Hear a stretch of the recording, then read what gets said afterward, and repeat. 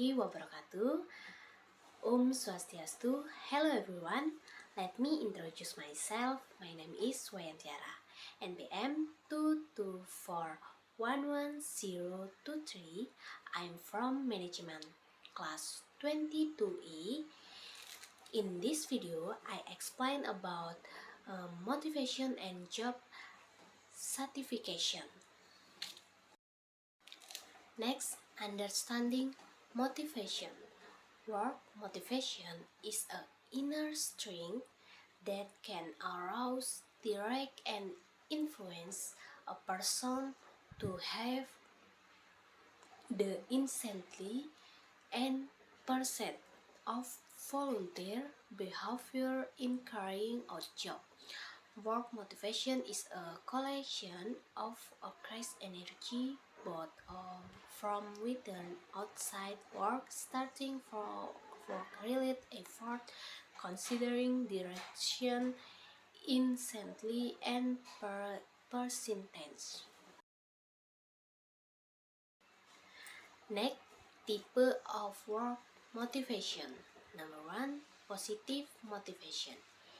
In positive motivation, leader stimulate subordinates by giving prize to those who excel about standard performance. With this positive motivation, subordinates work morale will increase. Incentive given to employees above standard can be in the form of money, facilities, goods. Next, number 2, negative motivation. In negative motivation, leader motive by giving punishment to those who work below specific standard with negative motivation. Subordinates morale in the short term will increase due to fear of being punished, but in the long term, the result can be unfavorable. Next aspect of work motivation. Number 1, desire. When someone has a desire, then their motivation is motivated to do a job in order to achieve what they want. Next, need. Someone has high motivation when someone needs it. When someone needs something, for example, salary compensation, they will be motivated to do their job well. Next, feeling of security.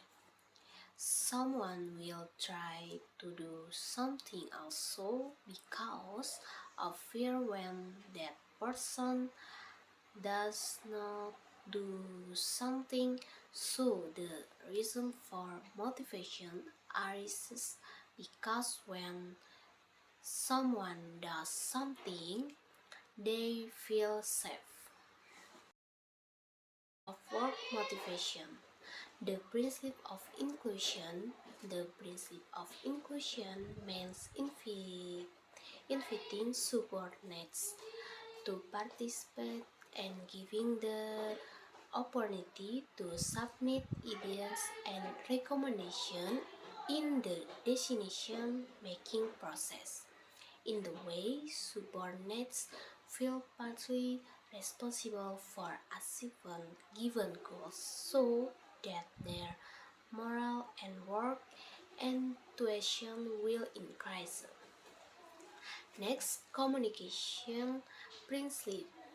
The principle of communication means providing clear information about the goals to be achieved, how to do it, and the obstacles faced. With the principle of communication, subordinates work motivation will increase. Because the more someone knows about a problem, the greater their interest and attention toward it.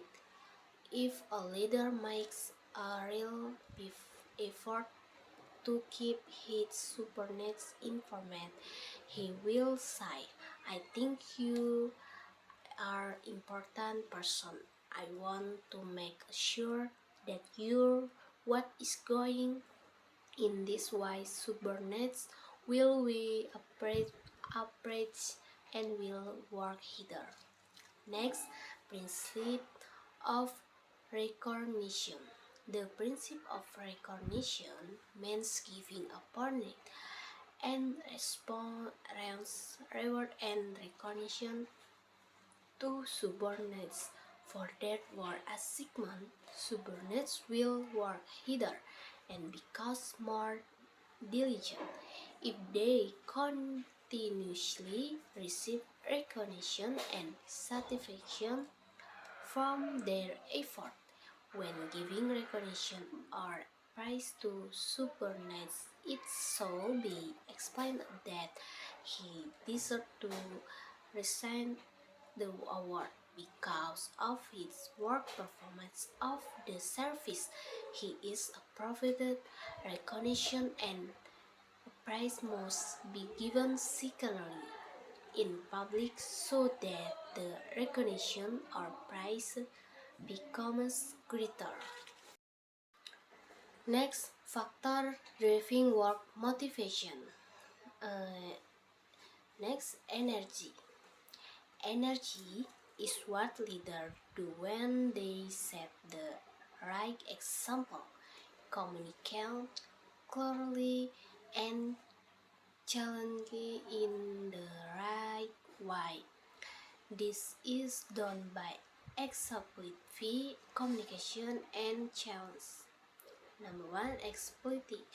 Two is motive by starting to set a good example. Next, communication is central to leadership, including how leaders talk, listen, and learn. Next, challenge is a challenge that people like leader can achieve goals because they link goals with the fulfillment of desire. Next, encourage. Encourage is one leader to do support the motivation process through empowerment, coaching, and reward. Encourage is carried out by empowering, coaching, and recognizing.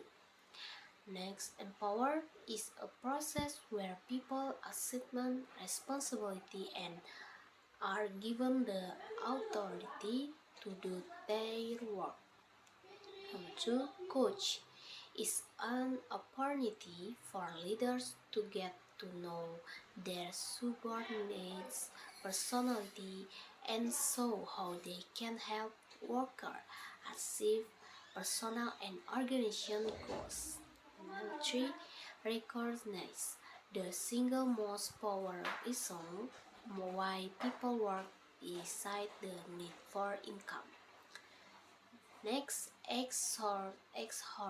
Exhorting is how leaders create experiences based on scientific and inspiration that prepare the foundation on which motivation develop. Exhorting is done through scientific and inspiration. Number one, scientific. The trust measure of service by placing other people's needs above our own needs. Number two, inspire is derivative of motivation. If motivation comes from within, the form is self-information, inspiration. Next form of work motivation. Next, a compensation in the form of money. One of the forms most often given to workers in compensation. compensation given to worker is usually in the form of money.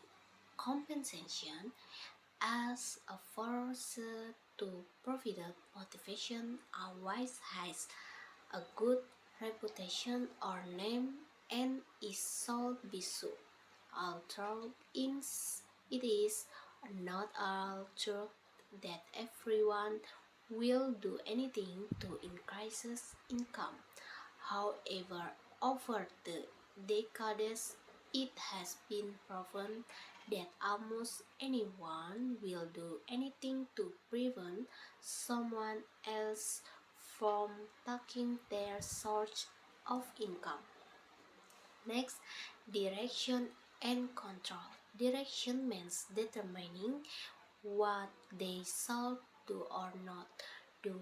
Meanwhile, control means determining that the workforce must do the things that have been increased. In fact, these two things are incentive have been developed and abstract by various companies for countries until now. Managers still use this to motivate workers. The directing foundation includes various standard operation process, guild dailies, and guild books, even management by objective.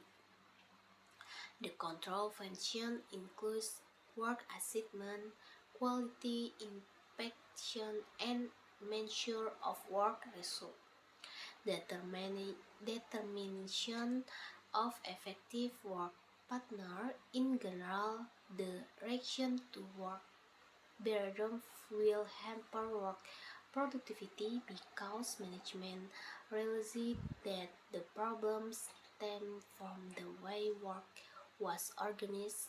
They responded with a variety of techniques, some of which were active and others less effective. Next, fear 2. Benefits can be defined as an action taken deliberately by management to influence the attitudes or feeling of the workforce. In other words, benefit in an effort to make the workforce happy. Unhappy workers are free to form unions for which management formally needs to bargain. In time-wide effort to make the workforce happy are much more appreciated than before. Labor management is aware of and makes serious effort and stimulate and maintains a positive attitude and every company activity. Baiklah, mungkin itu saja yang bisa saya jelaskan. Saya akhiri. Wassalamualaikum warahmatullahi wabarakatuh. Thank you for watching.